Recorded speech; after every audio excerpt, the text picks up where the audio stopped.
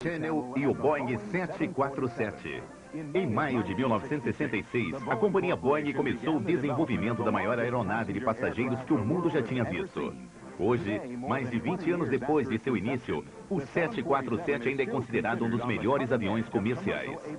Da linha de produção até a linha de testes, o Boeing 747 há mais de um quarto de século provou ser uma lenda na história da aviação. Hoje, vamos voar alto no Boeing 747 em asas.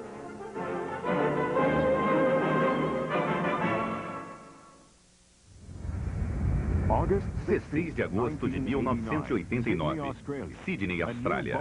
Um novo Boeing 747-400, o último lançamento da linha 747, pousa no Aeroporto Internacional de Sydney, tendo voado 17.885 quilômetros de Londres em 20 horas, 9 minutos e 5 segundos, fazendo o mais longo voo da carreira, sem escalas na história. Um novo marco de viagem mundial registrado no ano do 20º aniversário do 747. Mas a história do 747 começa muito longe de Sydney, Austrália, tanto em espaço como no tempo. No dia 16 de julho de 1916, em Seattle, Washington, William Edward Boeing fundou a Pacific Aero Products Company. No meio de 1917, os Estados Unidos entraram na guerra contra a Alemanha e Bill Boeing recebeu uma encomenda de 50 modelos de seus treinadores C. Antes do fim do ano, Pacific Aero Products tornou-se a Boeing Airplane Company. Em março de 1919, Bill Boeing e seu piloto, Ed Hubbard, fizeram seu primeiro voo internacional de correio ao voarem de Seattle a Vancouver. Em 1928, o Boeing 80A era a última palavra em conforto em viagem, vangloriando-se da primeira atendente aérea ou comissária de bordo. Melhorias na fabricação de metais levou a uma série de monoplanos de asas baixas cobertas de metal, como o XB-9. E por volta de 1934, quando Roscoe Turner voou um Boeing 247 de Londres a Melbourne, Austrália, uma verdadeira revolução no transporte aéreo de passageiros estava acontecendo. Em 1933, o 247 havia diminuído o tempo de voo transcontinental americano de 27 para 19 horas e meia. Com seu motor duplo turbinado da Pratt & Whitney, voava de 80 a 110 km por hora mais rápido que qualquer outro avião de carreira desse período. Mas o avanço no design do 247 o levou à decadência, porque quando a TWA procurou a Douglas para achar um concorrente, a série DC nasceu e os DC-2 e 3 tornaram o 247 quase obsoleto. A Boeing agora virou-se para o tamanho, com o XB-15 com 4 motores. Foi o primeiro avião realmente grande a usar tecnologia de ponta em aerodinâmica e motorização de alto desempenho. Só o XB-15 foi construído, mas a Boeing havia se estabelecido como uma fabricante de grandes aeronaves. Quando Juan Trippe, da Pan American Airlines, pediu a Boeing para construir um grande hidroavião para voar nas rotas intercontinentais de passageiros, o design dos motores e asas do XB-15 foram adaptados para a nova carcaça e o modelo 314 Boeing Clipper nasceu. O Clipper era grande, tinha um peso bruto de 38 toneladas e capacidade para mais de 15 toneladas de combustível, passageiros e carga. Custava $700 mil cada e levou 350 mil homens-hora para ser construído. O Clipper foi o primeiro grande passo na direção da visão de Juan Trippe. Tinha de viagem internacional barata com capacidade de levar 2 turnos da tripulação. Tornou possíveis os serviços transatlânticos regulares. Ao mesmo tempo, a Boeing movia-se em outra direção, para cima. Havia projetado e construído o projeto 299, o protótipo do Flying Fortress B-17, usando a ideia de 4 motores e uma fuselagem menor que a do XB-15 para melhorar o desempenho. A montagem das asas e cauda do B-17 receberam uma fuselagem pressurizada em forma de charuto para voar o Stratoliner de 4 motores. Um compressor fornecia oxigênio para o desempenho de motor em altas altitudes e alimentava o ar pressurizado na cabine dos passageiros. Não foi o primeiro avião de carreira com 4 motores, mas foi o primeiro de cabine pressurizada em ação. Juan Trippe, da Pan American, encomendou 4 Stratliners e a TWA encomendou 5. O primeiro Stratoliner voou no dia 31 de dezembro de 1938. Criou grande entusiasmo devido à sua capacidade de voar a 8.000 metros e carregar 33 passageiros.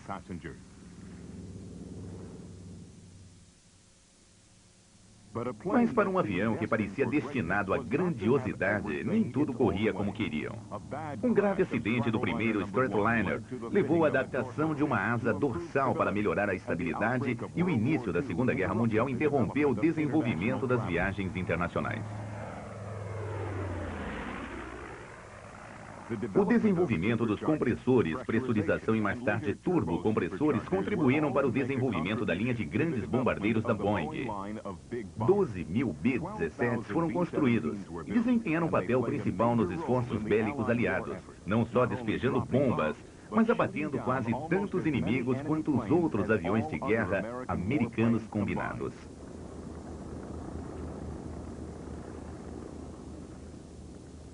Aí veio o maior dos bombardeiros da Segunda Guerra Mundial, o B-29 Super Fortress, com sua fuselagem pressurizada.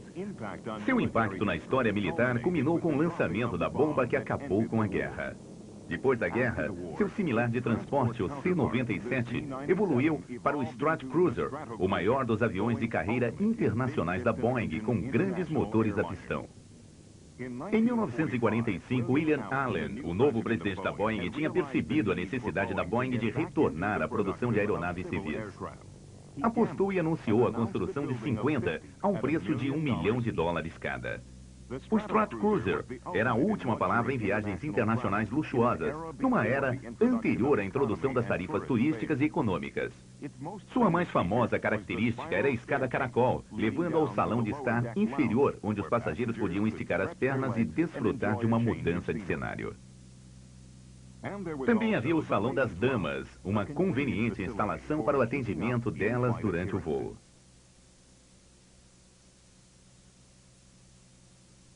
Os principais rivais do Stratcruiser nessa época eram da Lockheed e da Douglas. Eram como esse Constellation, designs essencialmente de antes da guerra. Também haviam outros aviões como o British Hermes, voando nas rotas internacionais. Viagens aéreas internacionais pós-guerra não aumentando como muitos peritos haviam previsto, e o luxo de atravessar os quilômetros entre os continentes a qualquer hora do dia ou da noite estava disponível somente para uma privilegiada minoria. Em maio de 1952, o British de Havilland Comet começou um serviço de Londres a Johannesburg, mas o trajeto teve problemas antes que o Comet pudesse se fazer parte da rota transatlântica. O futuro da viagem internacional a jato recebeu um empurrão pela necessidade de se ter um novo avião-tanque. O antigo Boeing KC-97 era bom para reabastecer aviões a pistão, mas era muito lento para competir à altura com a nova geração de bombardeiros a jato de longo alcance da Boeing. O B-47 voou pela primeira vez em 1947. Tinha 6 jatos J-35 Turbo da General Electric, suspensos em casoulos sobre as asas viradas para trás. O conceito de uma arma de defesa global requeria enormes autonomias de voo, uma necessidade compartilhada pela geração seguinte, o B-52 Strat Fortress. Para o conceito funcionar, era essencial um sistema de reabastecimento eficiente, o que resultou em outra grande cartada para a Boeing. O Dash 80 era um design completamente novo. Um monoplano com baixas asas para trás e 4 motores Pratt & Whitney J3. Era um protótipo duplo. Tornou-se o KC-135 Tanker, mas também fugiu de seu destino militar para tornar-se o Boeing 707, o primeiro avião americano de carreira a jato, voando em rota internacional. Mas logo, os 707 nas rotas transatlânticas foram acompanhados pelos DC-8 da Douglas. O número de passageiros começou a crescer 12% ao ano, e a Douglas produziu uma versão alongada do DC-8 para enfrentar a crescente demanda. O 707 não podia ser alongado tão facilmente, mas naquela altura o destino interviu, na forma de uma competição da Força Aérea Americana para se construir um avião muito grande para transporte, o C-5A. A Boeing, sempre pronta a construir um avião maior, lançou-se no concurso, e essa animação mostra o método de seu projeto. Foi dada prioridade máxima ao projeto, e 500 homens foram postos a trabalhar no conceito em junho de 1964. Uma proposta detalhada foi entregue pela Boeing para a Força Aérea Americana em 4 meses. A Boeing, com sua experiência na produção de grandes aviões, era tida como melhor que seus competidores, Lockheed e a Douglas. Mas um ano mais tarde, em setembro de 1965, a resposta apareceu. A Boeing, com todo o seu conhecimento na construção de grandes aviões, tinha cotado um preço alto demais. E a Lockheed tinha ganho o contrato para construir o que tornou-se o C-5A Galaxy. Mas o que tinha sido um golpe para a Boeing na época tornou-se um fator principal no futuro das viagens internacionais a jato. Sabe, quando se está competindo por algo tão grande como o C-5A, se tivéssemos ganho o contrato, teria absorvido uma grande parte de nossa energia e provavelmente não teríamos ido para frente com o 747 na época, apenas mais tarde. O fato de perdermos, bem, isso nos fez desprender uma considerável quantidade de energia para fazer outra coisa. Bem, estávamos ansiosos para começar e isso provavelmente acelerou nosso direcionamento para o 747, que se tornou uma decisão, bem, muito interessante. O conceito do 747 nasceu das muitas consultas com as companhias aéreas do mundo todo e com William Boeing. E o presidente da Boeing foi quem recomendou que a construção continuasse, mas não haviam pedidos firmes do avião. One Tripper do Pan American Airlines, que teve um lugar predominante na história do Boeing Clipper, do Stratliner e do Stratcruiser, estava mais uma vez para se ligar ao destino da Boeing. Bem, One Tripper ficou intrigado com tudo e, juntamente com Bill Allen, os dois disseram, bem, que me diz? Nosso projetista disse que podíamos projetá-lo e construí-lo, e se puder construí-lo, eu compro. E entre os dois fizeram uma espécie de trato que selaram com um aperto de mão, e aí fomos para frente. Acredito que a época isso era em fevereiro de 66. Se concordássemos em construir o avião, iria comprá-lo. Dissemos, bem, teríamos que ter encomendas de pelo menos 3 linhas aéreas para 50 aviões. E se esse fosse o caso, tocaríamos o barco em frente em 1º de agosto de 66. Naquela época, não tínhamos contratos assinados para os 50, mas acho que estávamos perto disso e estávamos maravilhados com a ideia, de maneira que fomos em frente. Acredito que One Tripper, para assegurar que levássemos a sério de certa maneira, apostou com Bill Allen 10 milhões de dólares que não iríamos continuar. Não era bem uma aposta, acho que era como se não fizer tem que pagar, mas fomos em frente, de modo que não teve que pagar os 10 milhões de dólares.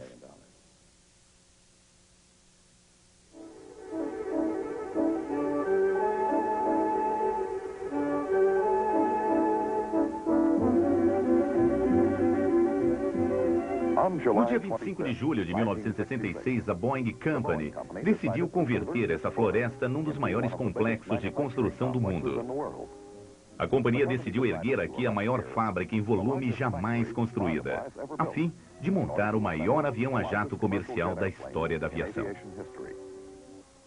O avião era o gigantesco 747, 6 andares de altura, 77 metros de comprimento, com uma envergadura de asa maior que um campo de futebol, 2 vezes e 1/3 maior que um 707 com 4 jatos. E o tempo? Para o primeiro avião, somente 31 meses de partida até o batismo. Mas para a fábrica, o tempo comprimiu-se ainda mais, 9 meses até a fabricação da primeira peça para começar o primeiro avião. Os desafios da fábrica vieram primeiro. Desafios propostos pela necessidade de construir aquela primeira peça a tempo de manter-se um passo à frente do crescente avião.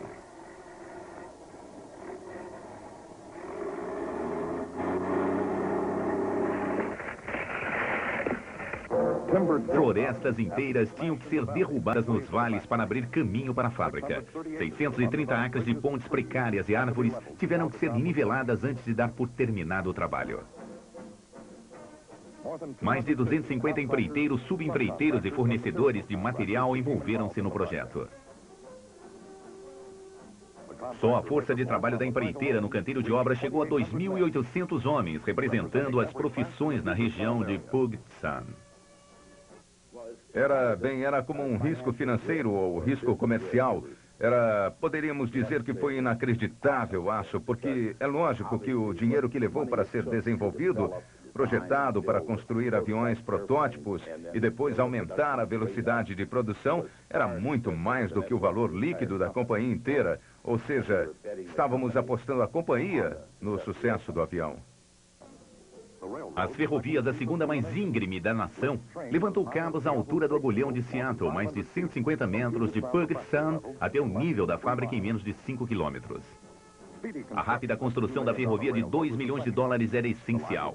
A linha iria ser usada inicialmente para transportar material para o local de construção e mais tarde para levar peças e equipamentos para as linhas de montagem da fábrica. Investimos muitos homens e muito equipamento naquela ravina para construir aquela ferrovia. Era difícil forrar o solo com cascalho para assentar os trilhos. Pensava-se que nunca conseguiríamos fazê-lo, mas fomos capazes de cumprir o cronograma. Meu chefe de obra, um sujeito chamado Ben Lamb, que estava construindo o maior prédio do mundo, era atacante de futebol pelos Huskies da Universidade de Washington. Eu era defensor no Georgia Tech e, de qualquer modo, não gostava de receber ordens de um defensor, mas veio falar comigo um dia e disse, sabe, não vamos conseguir acabar a tempo. E eu disse, os diabos, não vamos. Perguntei do que precisa e ele disse, preciso de mais gente. Eu disse, é para já. Então ele disse, preciso de mais equipamento de terraplanagem. E eu disse, é para já. Ele disse, preciso de mais dinheiro. Eu disse, para não se preocupar com isso, arrumaremos para você. Ele disse, preciso de 2 semanas de tempo bom. E eu disse, é para já. Sabe, aí o resultado foi que Deus se vingou da gente, porque choveu 67 dias seguidos. Sempre haviam problemas. Logo que acabávamos de cortar tudo, a chuva inundava o campo. O equipamento atolava.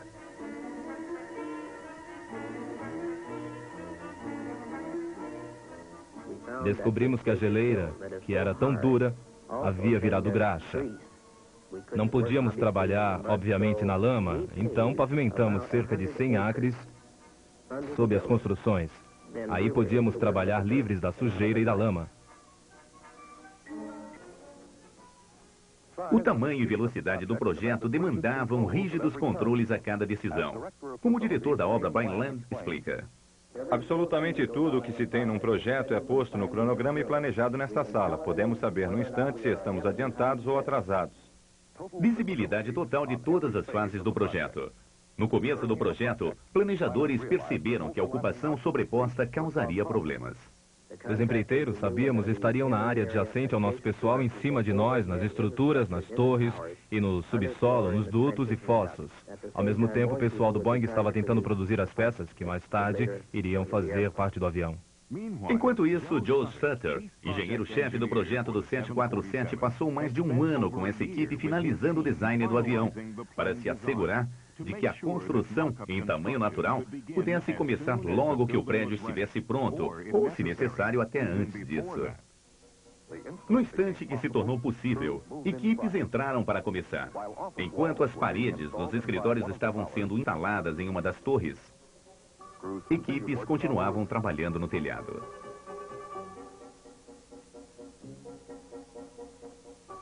Enquanto eletricistas puxavam cabos e tesouras, trabalhadores de aço armavam a outra parede no interior do prédio. O prédio do protótipo era para ser inaugurado no meio do inverno, em janeiro de 67.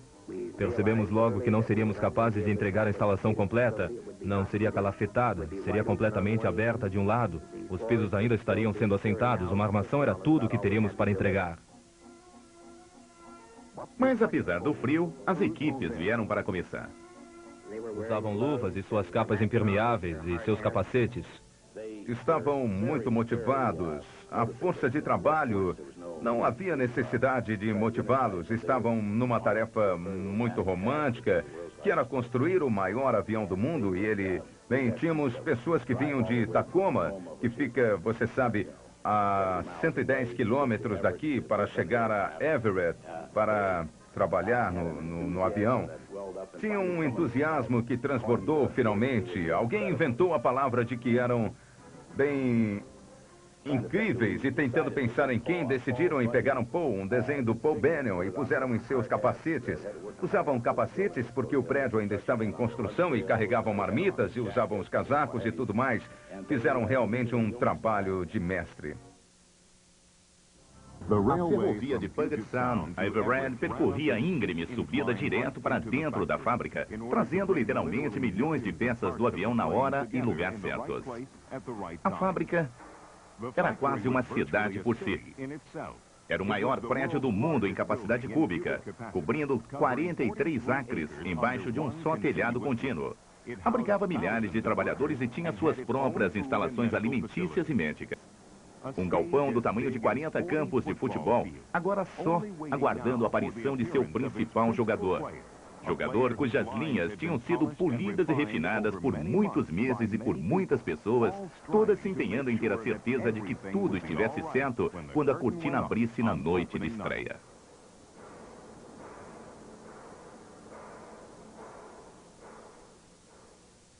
O verdadeiro trabalho começou no comecinho da linha, quando os engenheiros ainda estavam estudando aviões de papel e modelos. E aí começaram os testes do túnel de vento. Nosso pessoal devota literalmente milhares de horas de seu tempo, tanto quanto ao papel como no túnel de vento, para minimizar o arrasto, porque arrasto é dinheiro. Arrasto custa peso, arrasto custa combustível. Nos meses do começo do desenvolvimento, Joe Sutter e sua equipe testaram aproximadamente 50 possíveis formatos diferentes, incluindo este de 2 andares configuração de asa central. Milhões de dólares foram gastos nos testes do túnel de vento e cada parâmetro aerodinâmico foi medido e registrado. A Boeing precisava de um motor completamente novo para o 747 e conseguiram-no com o Pratt & Whitney, que já estava trabalhando num conceito similar, mas menor, para a competição do C-5A. Era chamado de motor de alto índice de derivação. Um aperfeiçoamento do jato de ventoinha, modelo JT-9D, produzia 43.500 libras de empuxo, cerca de 87 mil HPs. A Pratt & Whitney tiveram de testar o motor sem um avião pronto, por isso, tomaram emprestado um B-52 da Força Aérea e modificaram-no para instalar um JT-9D no lugar de 2 motores normais do B-52.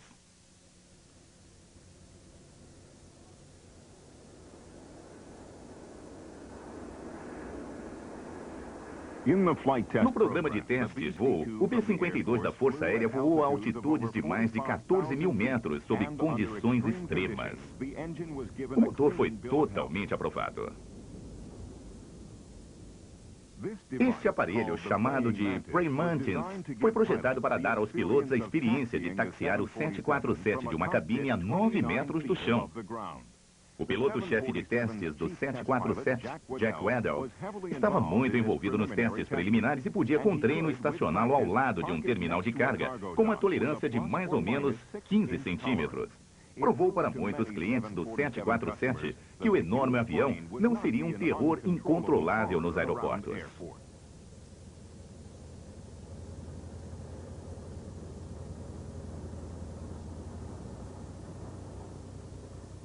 A possibilidade de uma evacuação de emergência de uma altura incomum foi encarada cedo no desenvolvimento do 747, e os pilotos receberam a oportunidade de voar em um simulador que usava uma câmera de TV controlada remotamente, vasculhando uma maquete de escala precisa.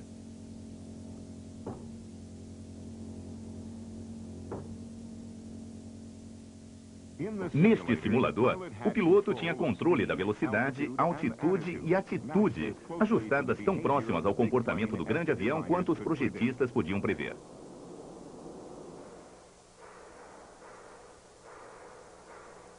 O modelo em tamanho natural do 747 foi construído como uma ferramenta de engenharia para testar cada peça e sistema que faria parte do avião completo, só para se assegurar de que todas as 4,5 milhões de peças do quebra-cabeças iriam se ajustar. Dado que as peças do quebra-cabeças estariam vindo de vários subempreiteiros diferentes de muitas localidades dentro e fora dos Estados Unidos, o sucesso da montagem de tal quebra-cabeças levantou enormes problemas logísticos e planejamento para a equipe de gerenciamento, que tinha que se assegurar de que tudo fosse posto precisamente no lugar pelos 43 acres de chão da fábrica de Everett, lá no estado de Washington. Como se sabe, existem literalmente milhões de peças no avião. Estavam vindo da maioria dos 50 estados e de 17 países estrangeiros, de modo que se tinha tremendos problemas logísticos para fazer com que todos os projetos, peças e cronogramas se juntassem para montar uma linha que finalmente iria dar na construção de um 747 a cada 3 dias quase, num cronograma de 7 por mês, e trabalhamos, como se sabe, 22 dias por mês. Então era um tremendo problema em complexidade, e éramos somente nós, pois computadores não estavam disponíveis como são hoje. Por isso estávamos fazendo quase tudo com antigas técnicas. Daí era um trabalho incrível manter o controle das peças e ter certeza de que tudo fosse corretamente projetado e testado e montado no avião. A escala e a inovadora natureza do projeto significava que muitos novos materiais e técnicas de engenharia tiveram que ser projetadas e desenvolvidas. Uma enorme oficina de máquinas foi estabelecida em Auburn, ao sul de Seattle, para fabricar ferramentas de precisão e gabaritos gigantescos que não podiam ser adquiridas de outra maneira. Novas máquinas reeditadoras altamente complexas foram construídas para operar com mais velocidade e precisão jamais exigida em qualquer montagem do passado. Sem esse tipo de inovação para acelerar o projeto do 747, a fabricação não teria sido economicamente possível. E agora o momento da verdade. A montagem do primeiro 747 está a caminho. A parte do nariz chegou da fábrica da Boeing, em Wichita. As grandes peças do quebra-cabeça estão se juntando. Os sistemas que foram projetados na teoria muitos meses antes, agora estão sendo testados na prática, e o teste é muito rígido. A esta altura, as tolerâncias demandadas pelos processos de engenharia eram as mais exatas jamais requeridas na indústria de aeronaves.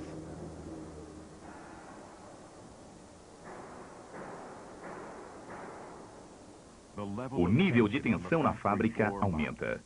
Essas pessoas se comprometeram completamente com o projeto, e agora o primeiro 747 está começando a emergir como um avião completo, da soma de seus milhões de peças.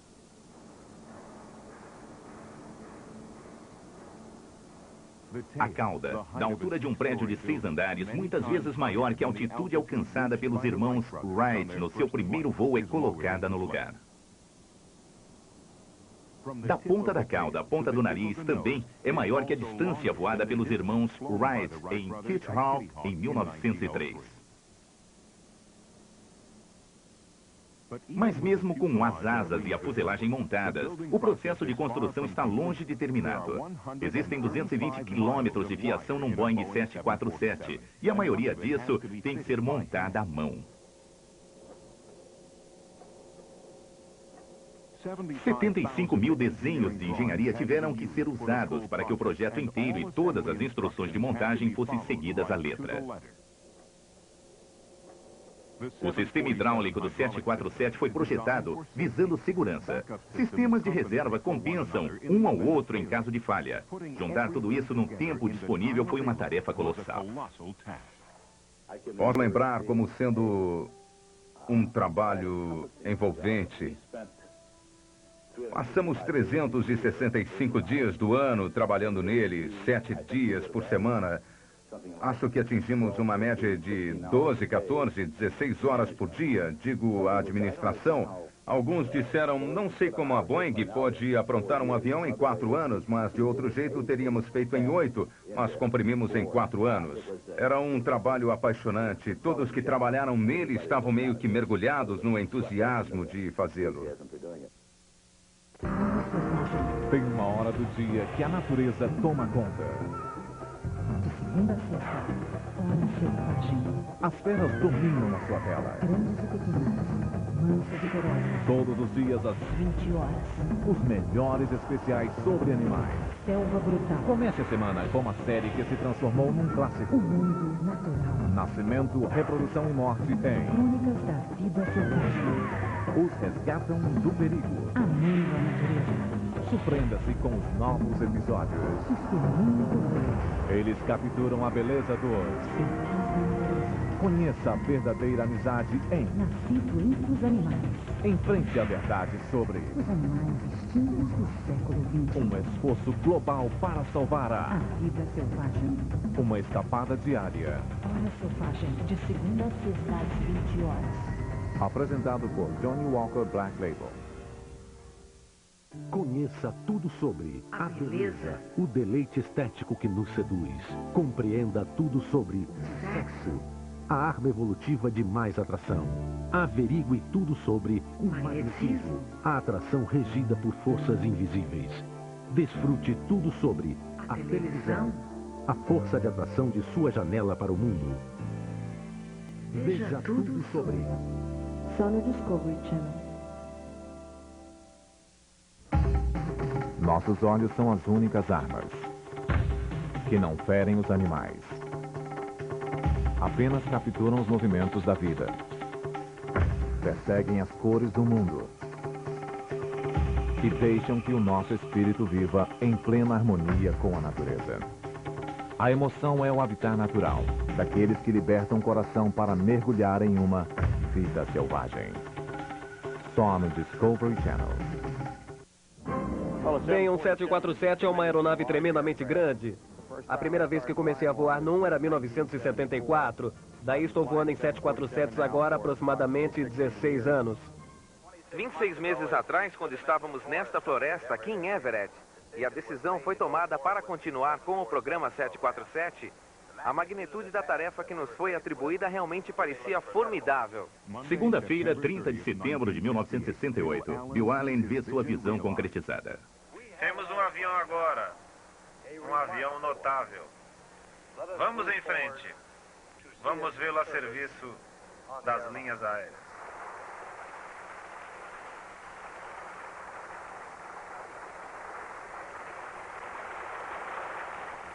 E agora, Mel, vamos ver o avião.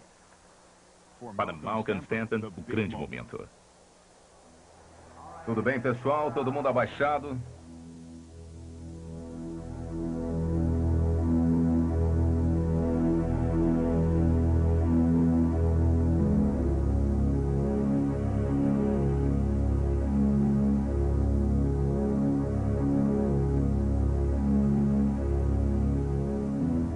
Algumas pessoas que estavam lá naquele dia lembram que a princípio o avião não parecia tão grande, até que se aproximou.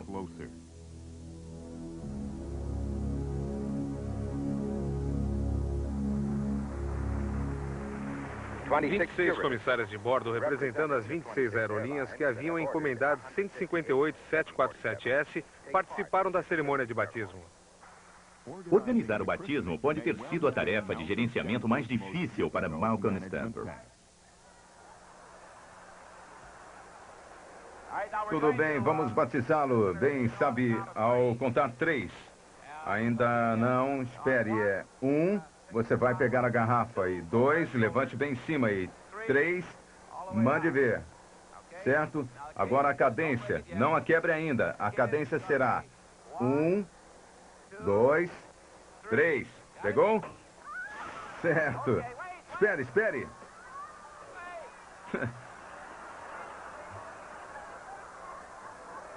Oh, certo. Tudo bem. Faça de novo. 1, 2, 3.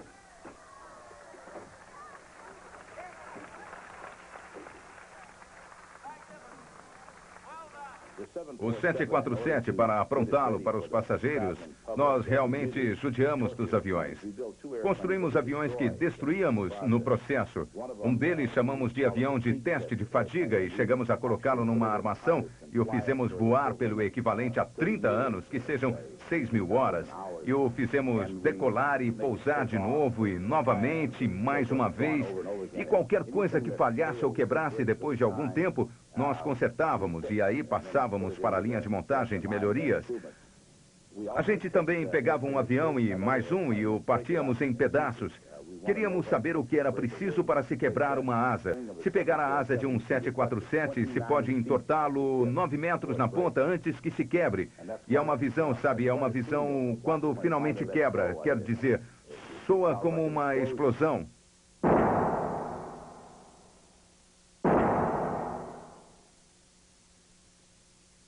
Arrancamos a cauda, fazemos uma destruição completa do avião para descobrir sua resistência real. Temos todos os tipos de testes difíceis. Pegamos o 747 e propositadamente arrastamos sua cauda na pista para ter certeza que decolará daquela maneira se o piloto virar demais o avião. Os testes VMU determinam a performance máxima da aeronave na configuração de decolagem. É feito colocando a seção da cauda do avião em contato com a pista até que o avião decole. A velocidade que o avião decola é chamada de velocidade mínima, ou VMU. Então, a VMU determina basicamente o desempenho de decolagem da aeronave. Também determina a capacidade de tolerância do avião face a problemas imprevistos. No caso do 747, é impossível abusar do avião bastante para que não decole corretamente com ótimas condições de voo. Nós, na verdade, fazemos um teste de rejeição de decolagem ao travarmos os freios e congelarmos os dispositivos de antiderrapagem. O que acontece é que os freios ficam travados de modo que os pneus se queimam e aí as rodas queimam e o avião finalmente repousa na pista e pega fogo. E aí temos que sentar no avião por 5 minutos sem tocá-lo. Os caminhões de incêndio estão lá para ver se há passageiros. Têm tempo de descer e então são liberados para apagar o fogo. Pagávamos aos pilotos um pequeno extra por isso. Durante os testes caóticos de alta velocidade, o avião mostrou-se altamente estável e alcançamos um máximo de 0,99 de velocidade Mach, que é 90% da velocidade do som ou 1.100 km por hora de velocidade aérea real.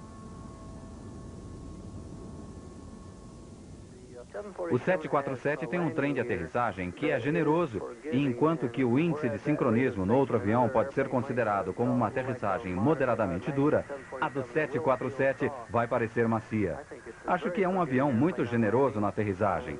Em todos os nossos aviões, temos um sistema conectado aos freios, que torna possível ao piloto pisar no freio sem se preocupar com o fato das rodas derraparem e os pneus estourarem. Este sistema de proteção está em todos os nossos aviões e demonstramos a operação do avião durante aterrissagens e decolagens de rejeição com o sistema funcionando em várias condições de falha. Uma condição de erro é com 2 rodas não conectadas ao sistema de antiderrapagem. E aí, testamos também as rodas não protegidas pelo sistema antiderrapante e tentamos mostrar o desempenho do avião sob essas condições.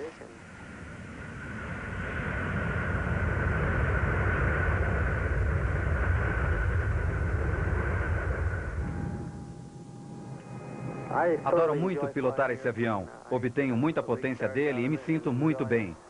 Não tem características ruins. É um avião honesto. E não estou só dizendo isso para vendê-lo. O que eu quero dizer é que é um avião muito bom para pilotar. E também do ponto de vista dos passageiros.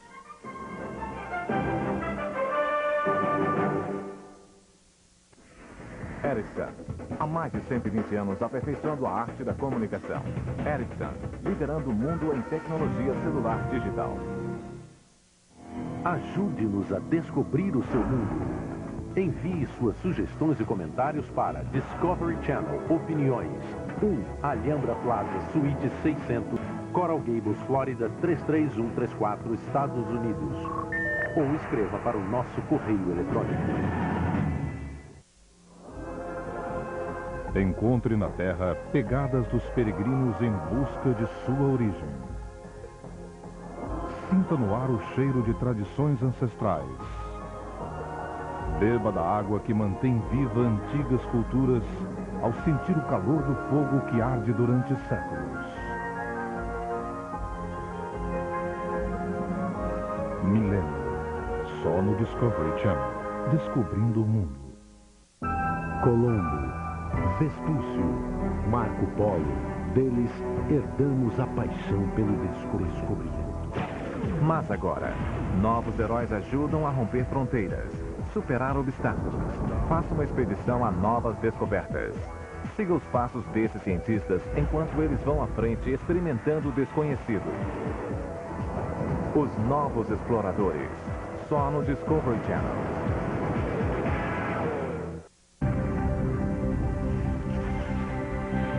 Suspense. Sobrevivência. Natureza. Tecnologia. Ciência. Seja parte desta série premiada nova, só no Discovery Channel. Bem, acho que é um dos maiores aviões do mundo. Não tive a oportunidade de pilotar o C-5A. Conheço algumas pessoas que o pilotaram. E, pessoalmente, fico com o 747. É meio como usar um par de sapatos confortáveis durante 16 anos. E tenho uns 5 anos mais até me aposentar. E gosto dos meus sapatos e daquele 747.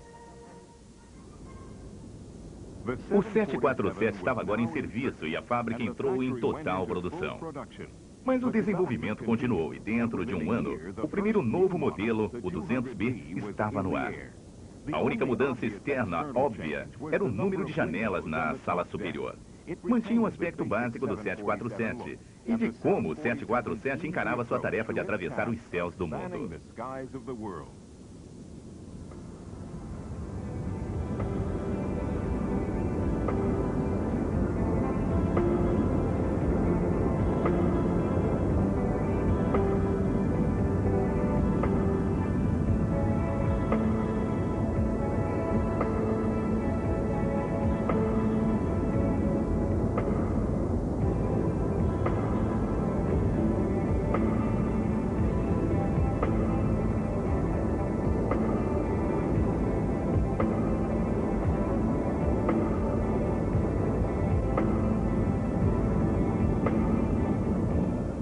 Antes que qualquer 747 venha a ser pintado, tem que ser transportado através da rodovia perto da fábrica em Everett, ao lado da oficina de pintura. É uma visão desafiadora para qualquer motorista que esteja passando e que não conhecia muito bem a área.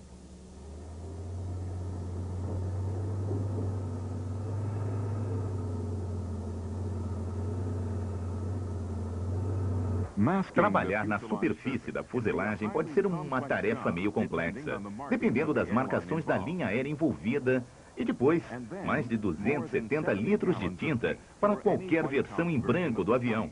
E alguns são mais decorados que outros.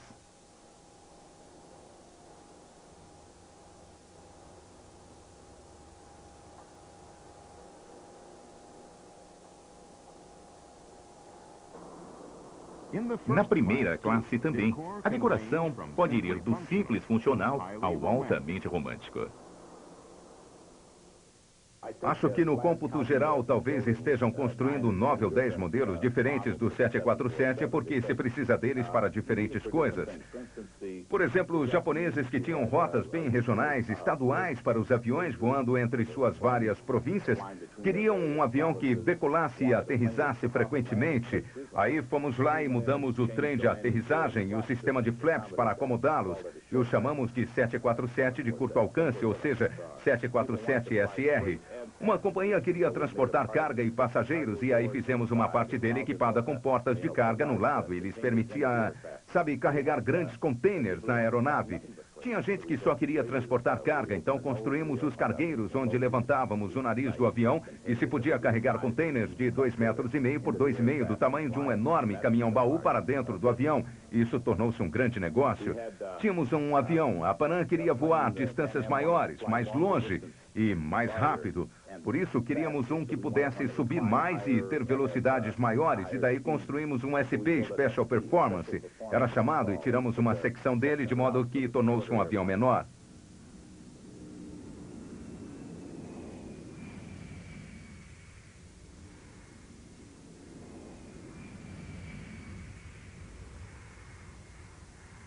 Daí, 747SR, 747 Convey, 747 SP. Qual é o significado do número 747? Bem, a Boeing sempre teve o 7 na numeração de suas aeronaves. B-17, mesmo o B-52, se somarmos o 5 e o 2, temos 7. Acho que pode ser um pouco de mística e construímos o 707, que a propósito tinha 4 motores. E depois construímos o 727, que tinha 3 motores, e o 737, que tinha 2 motores. Por isso nada disso faz muito sentido, exceto que o 747 era o próximo na fila nessa numeração. E aí usamos o 747, tinha 4 motores.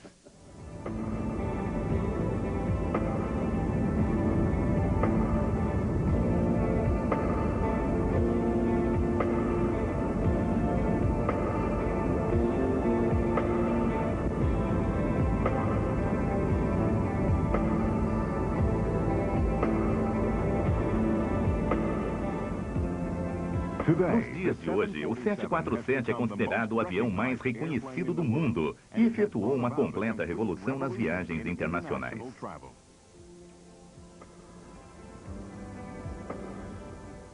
Na verdade, o 747 e nós falamos nele em termos de centavos por poltrona quilômetro, mas é barato bastante hoje para se permitir a todos. Todos podem voar agora. Parte da revolução aconteceu nos próprios aeroportos. Requisitos nos projetos de terminais foram aumentando demais para fazer frente ao número de pessoas que circulavam. Escadas deram lugar às pontes móveis e os carrosséis de bagagem estão por toda parte. Mais de 700 747 foram construídos e quase todos estão voando ainda. Pertencem às mais de 70 linhas aéreas e organizações mundo afora. O avião tem tido uma imensa influência na maneira de encararmos viagens pelo mundo. Desde 1968, vem juntando os continentes e aumentando acentuadamente o número de pessoas que veem viagens mundiais como um fato cotidiano e economicamente viáveis. Mais de 800 milhões de nós já voamos nele. E esse número continua decolando a uma taxa sempre crescente.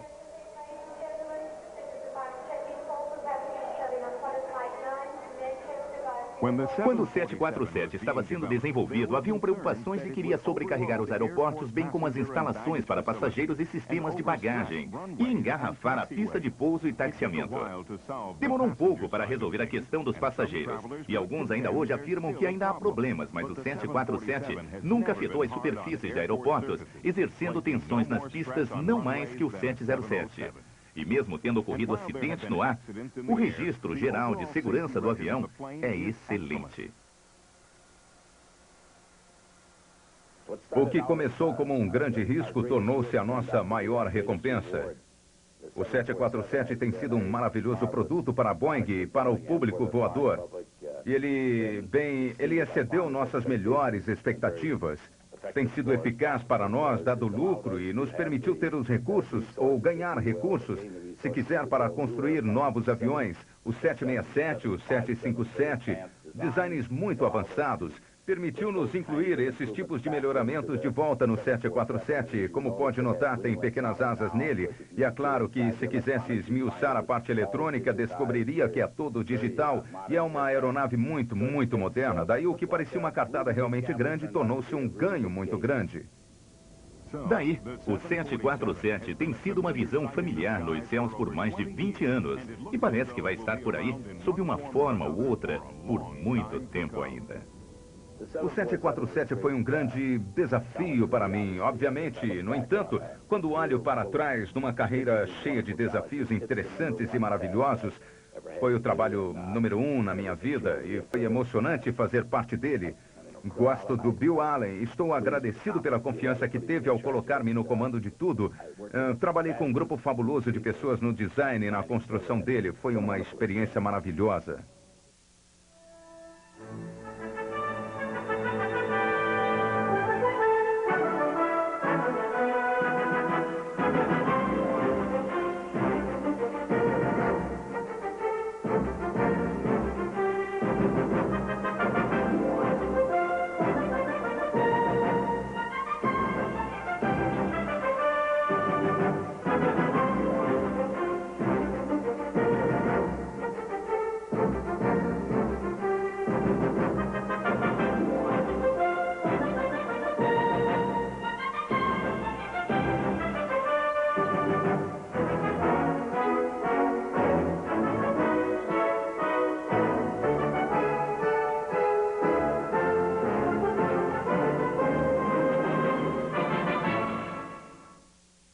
bueno, papá.